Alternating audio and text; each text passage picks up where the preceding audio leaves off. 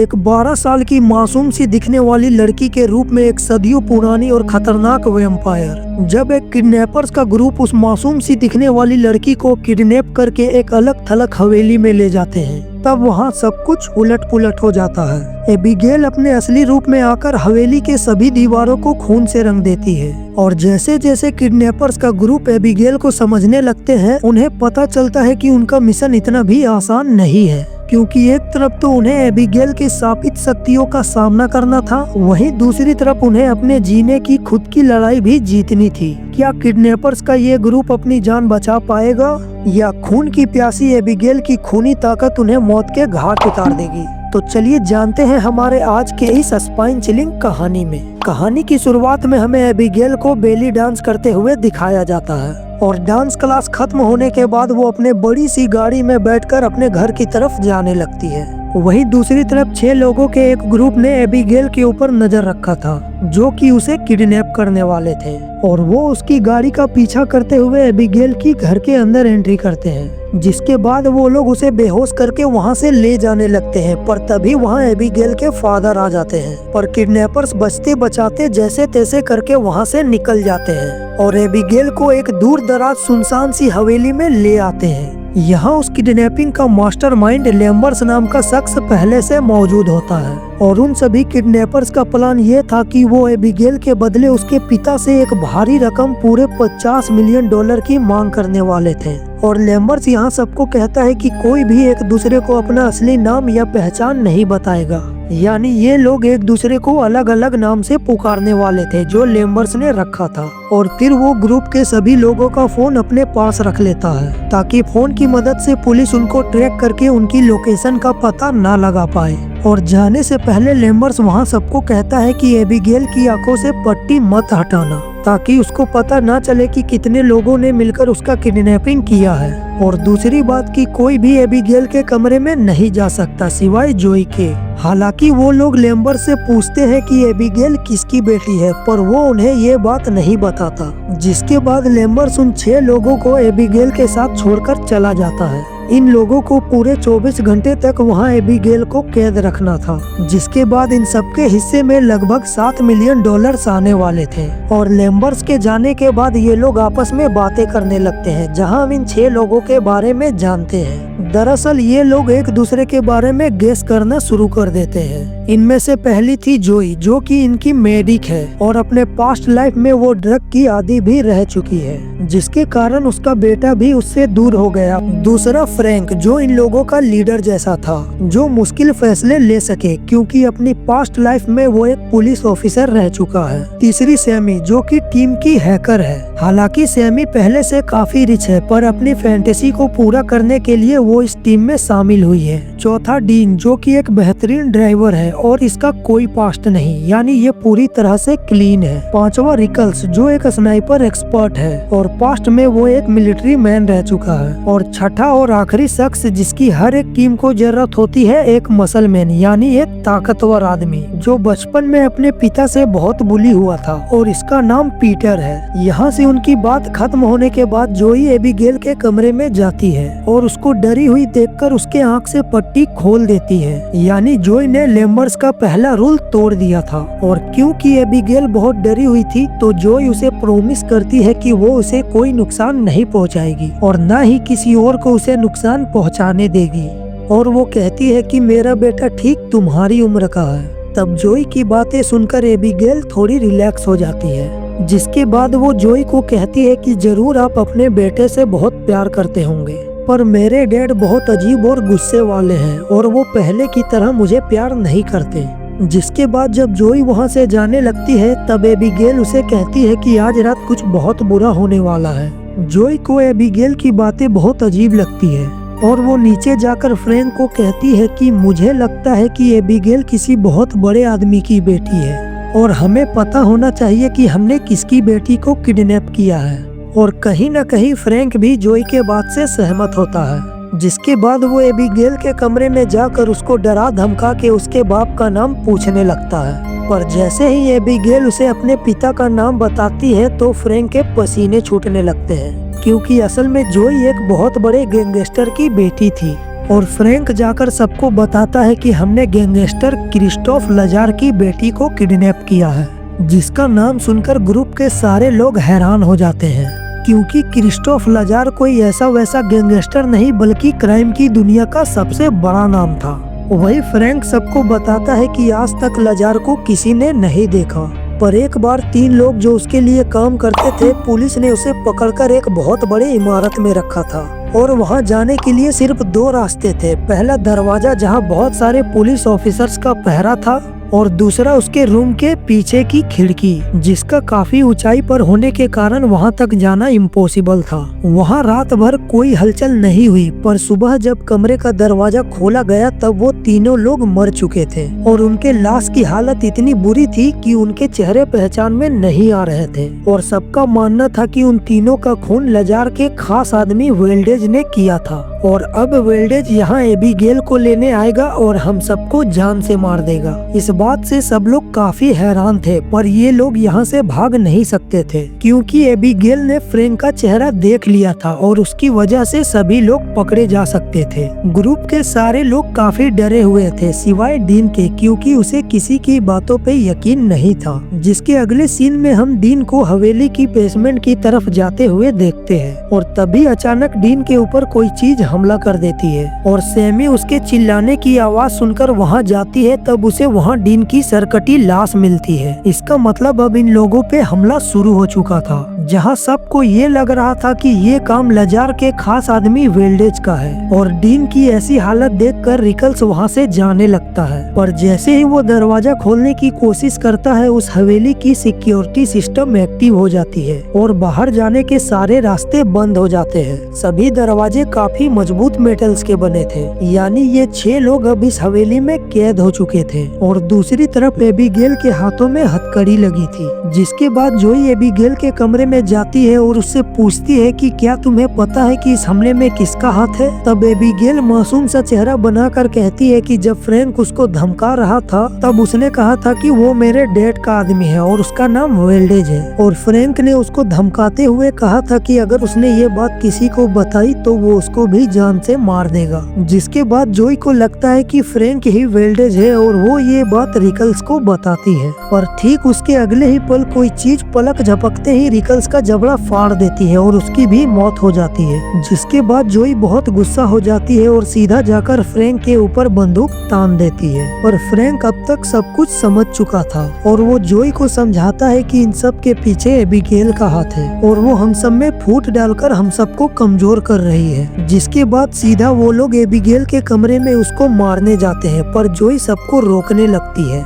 यहाँ माहौल काफी गर्म हो चुका था, सब ने एक दूसरे के ऊपर बंदूक तान रखी थी और एक दूसरे को समझाने में लगे थे। वही ठीक इनके बगल में एबीगेल थी, जिसने मौका पाकर अपने हाथ की हथकड़ी खोल ली थी। जिसके बाद देखते ही देखते एबीगेल एक भयानक ड्रैकुला में बदल जाती है और पीटर के ऊपर हमला कर देती है, पर तभी फ्रैंक उसके सिर पे गोली मार देता है और एबीगेल नीचे गिर जाती है। लेकिन वैम्पायर्स ऐसे नहीं मरते और कुछ ही सेकंड्स में उसका जख्म अपने आप ही ठीक हो जाता है और जोई भी एबीगेल की इस रूप को देखकर उसके ऊपर गोलियां चलाने लगती है, पर उस पर इसका कोई असर नहीं होता।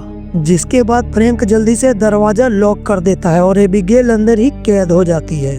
और अब सबको असल बात समझ आ जाती है कि एबीगेल के साथ साथ उसका पिता भी एक वैम्पायर है और आज तक जितने भी किलिंग्स हुई है वो किसी वेल्डेज ने नहीं बल्कि एबीगेल ने ही की है। और अब अगर इन लोगों को जिंदा रहना है तो उन्हें एबीगेल को जान से मारना होगा। जिसके बाद ये लोग वैम्पायर को मारने की सारी तैयारी में जुट जाते हैं। कोई लहसुन तो कोई क्रॉस और कोई नुकीले हथियार लेकर एबीगेल के कमरे की तरफ जाने लगता है, पर जोई का मानना था कि अगर हम सबको जिंदा रहना है तो हमें उसके साथ डील करना होगा, तभी हम सब बच पाएंगे। पर उसकी बातों पे कोई ध्यान नहीं देता और जब वो लोग एबीगेल के कमरे में जाते हैं तब वो वहाँ नहीं होती। और जब ये लोग एबीगेल को ढूंढने दूसरे कमरे में जाते हैं तब वह एबीगेल रिकल्स के डेड बॉडी के साथ स्टेज पे डांस कर रही होती है। फिर ये तीनों मिलकर एबीगेल के ऊपर हमला करते हैं, पर एबीगेल अकेले ही इन तीनों के ऊपर भारी पड़ने लगती है। उसके ऊपर लहसुन का कोई असर नहीं होता और ना ही क्रॉस से वो डरती है और वो फ्रैंक के हाथ से हथियार छीनकर उसी के पैरों में घुसा देती है। जिसके बाद एबिगेल को खुद पे भारी पड़ता देख ये लोग किसी तरह अपनी जान बचाकर नीचे आ जाते हैं। अब ये लोग समझ चुके थे कि उस पर इन हथियारों का कोई असर नहीं होने वाला, पर एक चीज है जिसने पहले भी काम किया था और अब भी काम करेगा, और वो था बेहोशी का इंजेक्शन। जिसके बाद अलग अलग होकर ये लोग एबिगेल को ढूंढने लगते हैं। इसी बीच सेमी एक चमगादड़ से डरकर एक लाशों से भरी पूल में गिर जाती है, जहां पर बहुत सारी लाशें काफी बुरी हालत में होती हैं। इसका मतलब ये था कि इनसे पहले भी एबिगेल का शिकार बहुत सारे लोग बन चुके थे और ये हवेली भी उसी की थी। असल में एबिगेल इन लोगों के साथ खेल रही थी, क्योंकि अगर सीधा मारना होता तो कब का मार देती। फिर डांस करते हुए एबिगेल सबके पीछे पड़ जाती है और फ्रैंक को पकड़ लेती है, और जब फ्रैंक को बचाने सेमी वहां जाती है तो एबिगेल उसको काट लेती है और फिर फ्रैंक को पकड़कर हवा में उड़ने लगती है। तभी अचानक पीटर ने उछलकर उसे दबोच लिया और जोई ने जल्दी से उसे बेहोशी का इंजेक्शन दे दिया।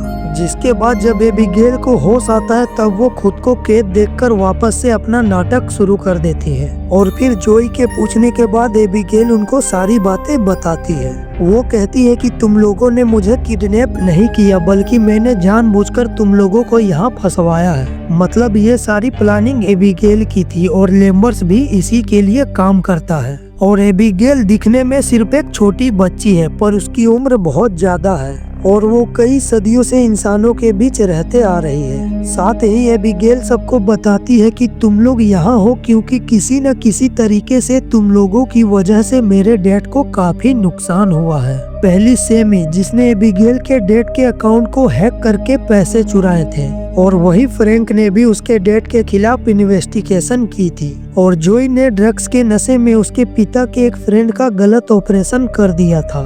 जिसके बाद जोई एबिगेल को कहती है कि मैं ये बात जानती हूँ कि तुम्हारे डैड तुमसे प्यार नहीं करते और उसी का दिल जीतने के लिए तुम ये सब कर रही हो, पर तुम चाहे जो कर लो वो तुमसे प्यार नहीं करने वाले। जिसके बाद वो लोग वहाँ से बाहर निकलने के बारे में बात करने लगते हैं। तभी एबिगेल उनको एक ऑफर देती है कि जो कोई भी उसको इस कैद से आजाद करवाएगा वो उसको यहाँ से जिंदा जाने देगी। हालांकि सभी लोग जानते हैं कि एबिगेल झूठ बोल रही है, पर पीटर उसकी जाल में फंस जाता है, और जैसे ही पीटर दरवाजा खोलने वाला होता है जोई उसको गोली मार देती है, पर जानबूझकर वो गोली ऐसी जगह पे मारती है जिससे पीटर का ज्यादा नुकसान ना हो। फिर वो लोग पीटर का ट्रीटमेंट करने वहाँ से चले जाते हैं, और तभी एबिगेल फ्रैंक के साथ सौदा कर लेती है, और एबिगेल फ्रैंक को बाहर जाने के खुफिया दरवाजे के बारे में बता देती है। पर फ्रैंक को पता होता है कि एबिगेल झूठ बोल रही है। उन सबको लग रहा था कि वो लोग एबिगेल को वहाँ कैद रख सकते हैं, और जल्द ही एबिगेल उनकी सारी गलतफहमी को दूर कर देती है, और गुस्से में आकर एबिगेल उस दरवाजे को तोड़ देती है। फिर डांस करते हुए फ्रैंक के ऊपर हमला कर देती है। यहाँ एबिगेल फ्रैंक को मारने ही वाली थी कि तभी जोई एक हथौड़े से वहाँ के खिड़की को तोड़ देती है,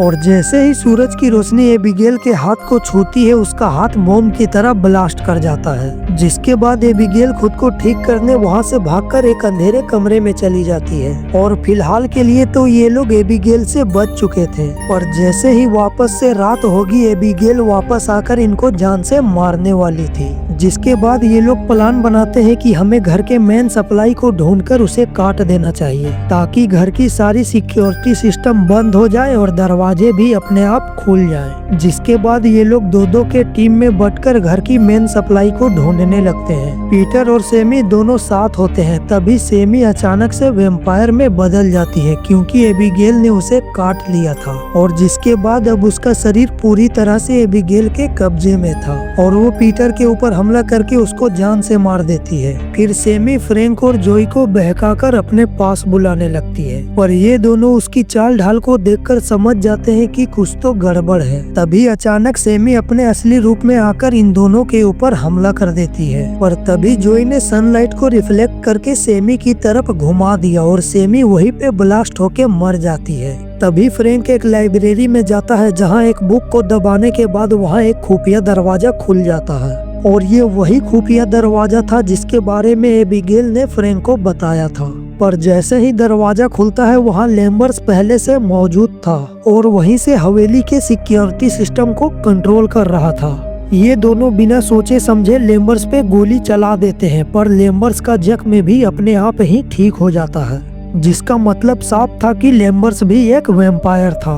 और लेम्बर्स फ्रैंक को बताता है कि आज से 2 साल पहले उसे वैम्पायर में बदला गया था और तभी से वो एबिगेल के लिए काम कर रहा है। लेकिन अब लेम्बर्स एबिगेल के लिए नौकरों की तरह काम कर करके थक चुका था और वो एबिगेल को मारने के लिए फ्रैंक का साथ चाहता है। असल में लेम्बर्स का प्लान ये था कि वो फ्रैंक को काट के उसको भी एक वैम्पायर बना देगा, फिर ये दोनों मिलकर एबिगेल के साथ उसके पिता और उसके पूरी गैंग का सफाया कर देंगे और उसके बाद ये दोनों मिलकर उनके हर एक चीज को अपना बना लेंगे। और फ्रैंक के पास भी दूसरा और कोई रास्ता नहीं था, जिसकी वजह से वो लेम्बर्स का साथ देने के लिए राजी हो जाता है। जिसके बाद लेम्बर्स फ्रैंक को काट लेता है और फिर उसे अपना खून पिला देता है और उसके बाद फ्रैंक भी एक वैम्पायर में बदल जाता है। और वैम्पायर बनते ही फ्रैंक सबसे पहले तो लेम्बर्स का ही सफाया कर देता है, क्योंकि उसके मन में लालच आ चुका था और वो अकेले ही सब कुछ हथियाना चाहता था। तभी वहाँ पे एबिगेल आ जाती है, पर उसे पता नहीं था कि अब फ्रैंक भी एक वैम्पायर बन चुका है। जिसके बाद ये दोनों आपस में लड़ने लगते हैं और फ्रैंक एबिगेल के ऊपर भारी पड़ने लगता है और फ्रैंक एबिगेल को पकड़कर उसका खून पीने लगता है ताकि उसको और ताकत मिल सके। दूसरी तरफ जोई को समझ आ चुका था कि अब वो भी जिंदा नहीं बचने वाली, जिसके बाद कंट्रोल रूम से भागते हुए वो अपने बेटे को आखिरी बार कॉल करने लगती है। तभी अचानक वहाँ फ्रैंक आकर जोई के ऊपर हमला कर देता है और उसे बहुत बुरी तरह से पीटता है, जिसके बाद फ्रैंक जोई को भी काट लेता है। पर तभी वहाँ एबिगेल आ जाती है और जोई को मरता देख वो दोनों एक दूसरे से डील कर लेते हैं ताकि मिलकर वो दोनों फ्रैंक को मार सके। पर क्योंकि जोई को फ्रैंक ने काटा था और उसको अपना खून नहीं पिलाया था, जिसकी वजह से वो वैम्पायर बन चुकी थी, पर उसके बॉडी के ऊपर कंट्रोल फ्रैंक का था। जिसके बाद फ्रैंक जोई को कंट्रोल करते हुए उसे एबिगेल को मारने का हुक्म देता है और जोई भी एबिगेल को मारने जाने लगती है। पर अचानक से जोई उल्टा फ्रैंक के ऊपर ही हमला कर देती है और सीधा स्टिक को फ्रैंक के दिल के आर पार घुसा देती है और फ्रैंक भी बॉम्ब की तरह ब्लास्ट करके मारा जाता है। असल में फ्रैंक जोई को कंट्रोल इसलिए नहीं कर पा रहा था क्योंकि अभी वो एक नया वैम्पायर था और उसके पास इसकी कोई एक्सपीरियंस नहीं थी। और फ्रैंक के मरने के बाद एबिगेल उसको बताती है कि अब तुम वैम्पायर बनने से बच जाओगी, क्योंकि जिसके काटने से तुम वैम्पायर बनने वाली थी अब वो मर चुका है। और फिर एबिगेल जोई को वहाँ से जाने के लिए कह देती है और जैसे ही जोई वहाँ से जाने वाली होती है, वहाँ पे एबिगेल के पिता क्रिस्टोफ लजार आ जाते हैं और उसका मन तो जोई को जान से मारने का था, पर एबिगेल के कहने पर वो उसको कुछ नहीं करता और फिर जोई वहाँ से सही सलामत जिंदा बचकर चली जाती है। और कहानी के अगले सीन में हम जोई को लॉलीपॉप खाते देखते हैं और ये कहानी यहीं पे खत्म हो जाती है। मिलते हैं आपसे अगली वीडियो में। आप सब लोग अपना ख्याल रखें।